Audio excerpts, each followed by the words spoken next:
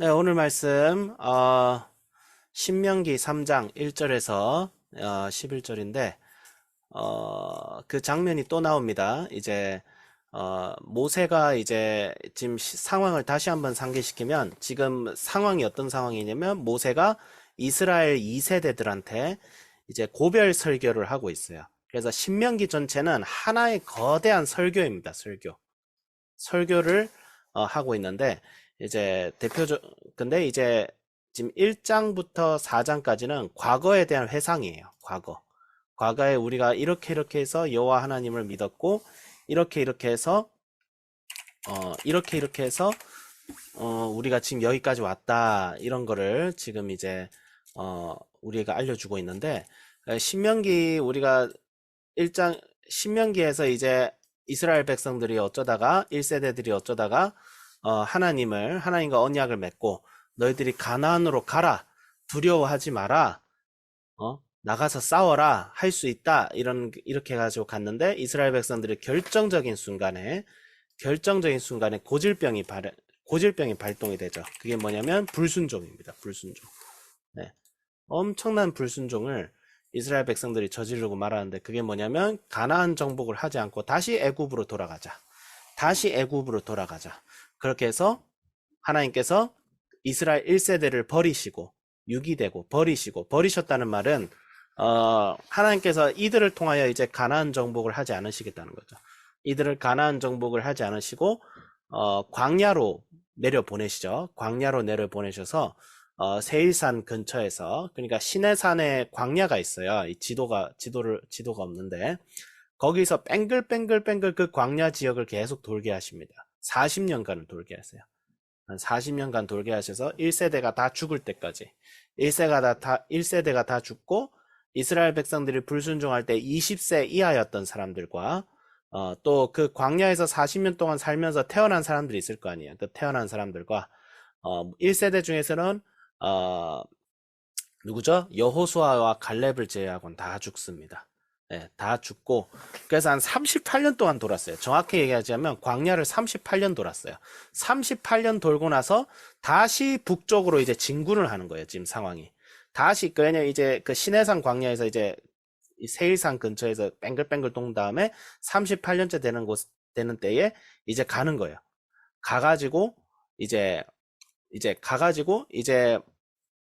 어떻게 돼요? 가면서 이제 마주치는 민족이 세 민족이 나옵니다. 바로 에서, 모압, 암몬이 있어요. 근데 하나님께서는 이스라엘 백성들이 이 세 민족을 치거나 공격하거나 약탈하는 것을 금지하십니다. 왜?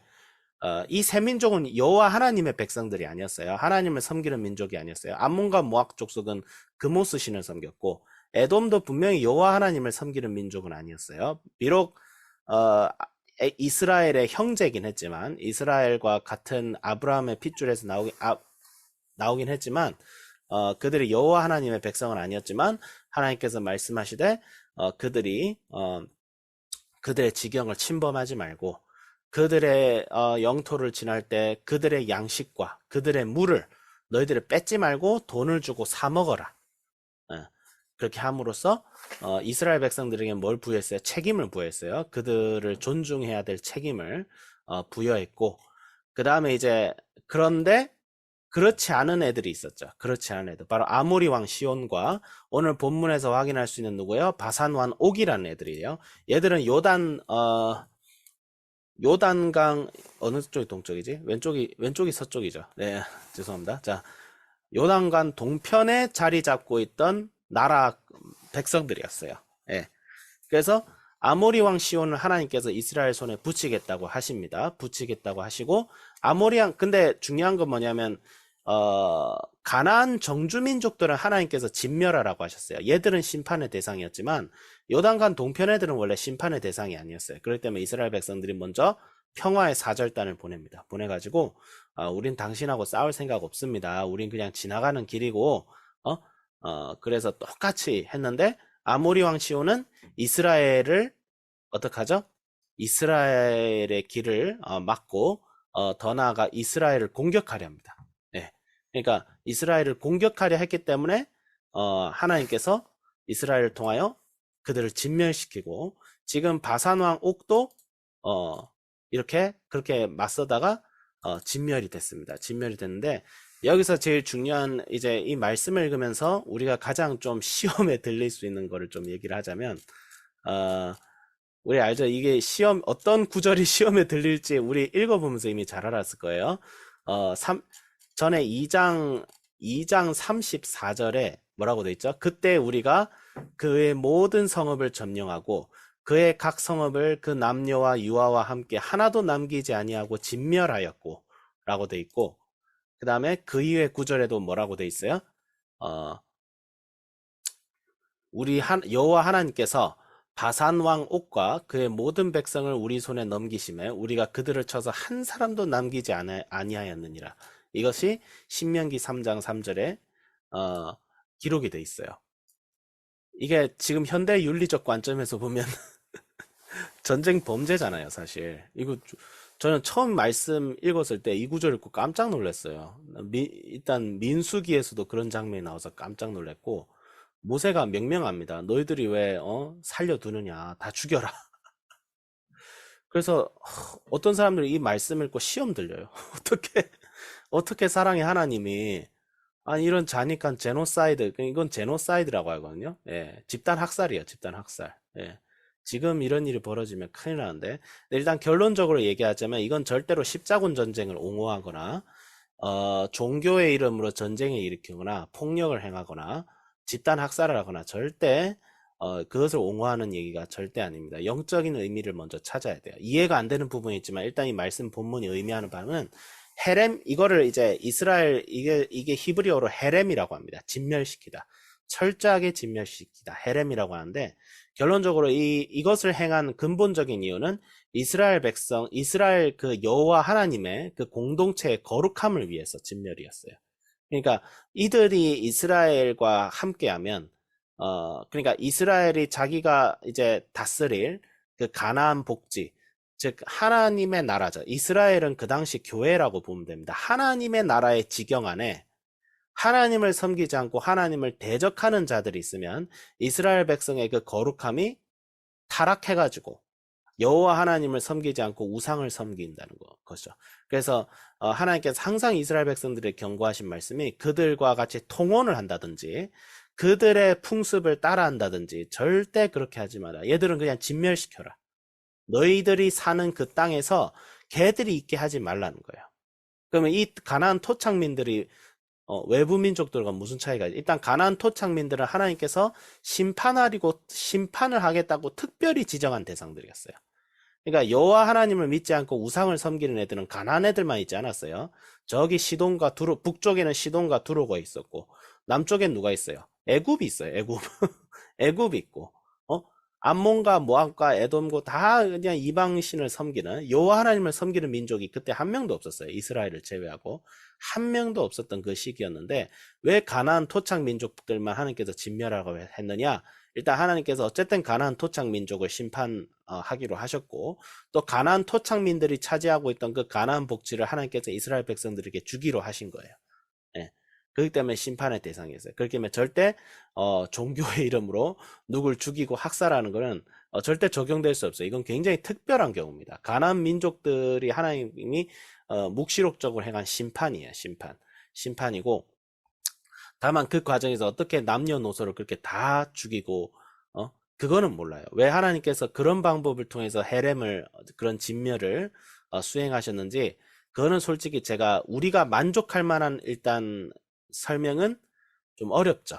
예, 아직은 어려워요. 근데 중요한 것은 이것의 의미는 뭐냐면 하나님을 믿는 교회 안엔 절대 하나님을 대적할 만한 것이 있어서는 안 된다는 거예요.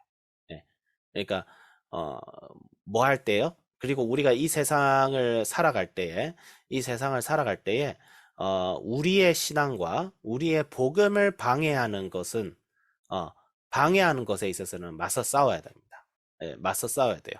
물리적으로는 맞서 싸우면 안 되겠지만 적어도 이제 정치적으로 혹은 사회 참여적으로 그러니까 이런 사람들이 있어요. 교회 안에 다양한 사람들을 포용해야 돼 라면서 예수님이 없다는 사람들도 포용해가지고 같이 데려오고 조금 진보적 교회라는 곳에서는 그렇게 자꾸 해요. 그래서 뭐지? 그 감리 신학교의 도올 김용옥 씨, 예수님이 부활하지 않았다고 믿고 성모 마리아가 예수님을 안 믿으시는 스님이 한 분 계세요. 근데 성경에 대한 관심이 많으신 분이 계신데, 어, 그분을 데려와가지고 강의를 하고, 어, 근데, 그건 교회 밖에서는 그렇게 할 수 있어요. 교회 밖에서는 예수 믿는 사람과 안 믿는 사람이 뭐 그런 토론을 할 수가 있지만, 교회 안에서는 그렇게 해서는 안 됩니다. 아무리 다양성이란 이름, 막 다양한 사람들을 포용하자. 그렇지 않습니다. 예수 그리스도의 몸된 교회 안에서 예수님을 믿고 그분의 뜻을 따르기로 결심한 사람들이 교회 안에 있어야 돼요. 사실 그런 사람들이 모인 곳을 교회라고 정의를 합니다. 그래서 이 이스라엘의 헤렘의 전쟁, 이스라엘 백성들이 누굴 진멸시키고 아닌 것은 오늘 우리가 해석하자면 교회가 무엇이냐와 굉장히 큰 밀접한 연관이 있어요. 교회는 절대 세상과 타협해서는 안 됩니다. 세상과 평화롭게 지내기 위해 노력은 해야 돼요. 예. 그러니까 그래서 불교 절에 땅 밟게 하고 그건 별로 좋은 게 아니에요. 땅 밟게 하지 말고 그냥 밖에서 복음 전하고, 예? 스님들하고 친하게 지내야지 하지만 복음을 전하기 위해서 스님들과 친하게 지낼 수는 있어요. 예. 절밥도 좀 먹고 그래야 되지. 근데 땅 밟게 하고 막 먼저 가서 시비 걸고 그러지 말라는 거예요. 그러지 말라는 거예요. 그 지경을 침범하지 말라는 거예요. 물론 불교가 예를 들어서 예수님 없다 이런 식으로 막 가서 막 우리 먼저 쳐들어가. 그러면 우리가 방어는 해야 되잖아요. 그러니까, 그래야 되지만, 뭐 그런 게 아니면 그 다른 지경 침범하지 말고 복음을 전하고, 그 다음에 우리는 복음으로, 이 세상을, 정복하는 사람이 돼야 되지. 이 이스라엘의 지금 헤렘 전쟁 예를 들어가지고 하나님께서 우리에게 이 땅을 주셨다라고 하면서 막 땅 밟게 하고 그러면 그런 게 절대 아닙니다. 그런 게 절대 아니에요. 이건 특별한 경우고. 네, 시간이 넘었네요. 네, 그래서 결론은 정말 제가 이 말씀을 보면서 정말 하나님 앞에 타협하지 않는, 그러면서도 이 세상의 선교적 관점으로 나갈 수 있는 우리가 그런 공동체, 그런 교회가 되어야겠다라고 적용했습니다. 기도하겠습니다. 하나님 아버지 감사드립니다. 우리가 정말 이 말씀을 읽고 정말 이 세상을 우리가 예수 믿는 공동체로서 어떻게 살아가야 될 것인지를 배웁니다. 주님, 이 말씀에 정말 우리가 납득이 안 되고 감정적으로 좀 어셉트가 안 되는 부분이 있다 할지라도 주님께서 우리가 모르는, 우리가 이해할 수 없는 부분까지 공의와 정의와 무엇보다 자비의 원칙으로 다스리고 계심을 우리가 기억하며 정말 이 세상에 타협하지 아니하고, 그렇지만 이 세상을 사랑하고 이 세상에 많은 예수님을 알지 못하는 사람들에게 복음으로 나아갈 수 있는 그런 교회 되게 하여 주시옵소서. 감사드리며 예수 그리스도 이름으로 기도드립니다. 아멘.